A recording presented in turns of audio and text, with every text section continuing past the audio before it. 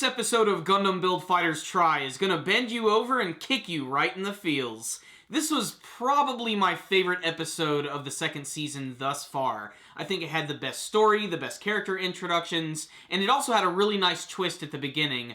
But that final battle at the end between the Build-Burning Gundam and the Destiny Gundam was tops. And the story just amplified the amount of emotion in that battle and made it, I think, one of the best Gunpla battles in the entire series. But that opening scene just really made me laugh out loud because we finally get to see Team Tri-Fighters going up against Team Angelfish, the guys who are obsessed with aquatic mobile suits. And they finally get teamed up, and the battle is such a disappointment because they end up in a tundra wasteland where everything is completely frozen over, and these guys cannot win, and they immediately start to panic. And there's a scene where Team Tri-Fighters is slowly walking through the icy mist, and they look so badass. All you can see is the black silhouettes of their mobile suits and their glowing eyes. And so Team Angelfish decides they're screwed, so they decide to self-destruct. All of them. That's it. It's really disappointing, but the twist there makes it really funny. But, you know,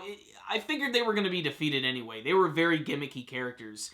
And luckily, the new characters they introduce are just way more interesting. So, there's this brand new character who goes by the name of Shimon. Straight Assembly Shimon. And that's because the gunpla he uses are just like literally taken from the package, built, and that's it. There's no detailing done, there's no repainting, there's no modifications. They're straight up what comes out of the box, and it's amazing that this guy is able to use them to such a crazy degree, and that's because he actually happens to be a championship boxer himself, and he's kind of similar to Sekai in that he mostly uses a lot of hand-to-hand techniques, and that makes for a really great confrontation between the two. But the main conflict this week is that even though these guys are badass and amazing, and they even have this great scene where they go up against this team of Babylonians, who are basically a glorified Gundam F91 reference because they all use Crossbone Vanguard mobile suits, which I'm all about because I honestly think they're probably one of my favorite enemy mobile suits. I just love the whole gas mask looking designs of those, and I always like them in F91,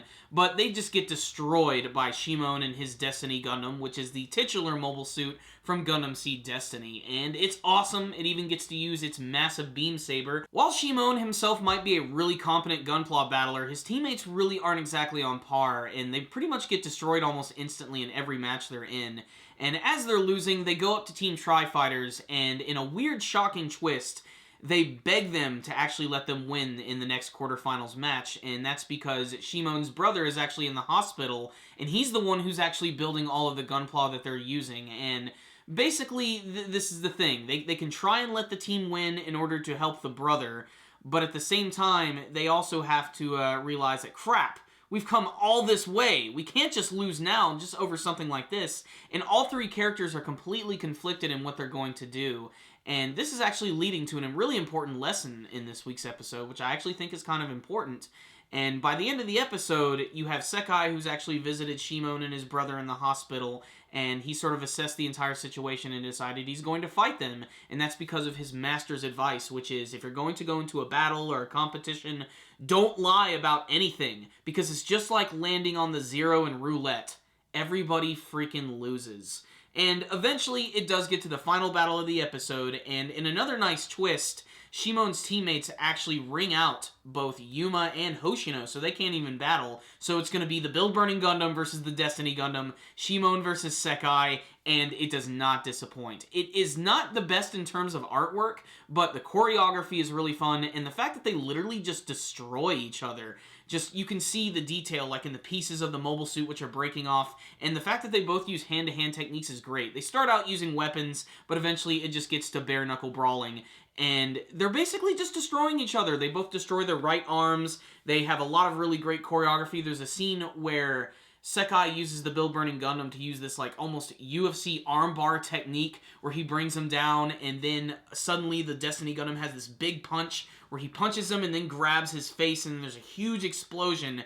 And then suddenly it looks like that might be the end of the battle when suddenly the Build-Burning Gundam flies from the sky, kicks through his leg, breaking it, and then knees him in the face, which causes the Destiny Gundam to explode. And I did not do that battle justice. It's just something you're going to have to see for yourself. The choreography is great. It's really intense. The music cues honestly are what really make that scene, especially when the clouds come in and the smoke just clears and you see them walking towards each other after their arms have been destroyed. That scene just gave me chills watching it. I really can't describe it. It's just a personal thing I really liked about the episode.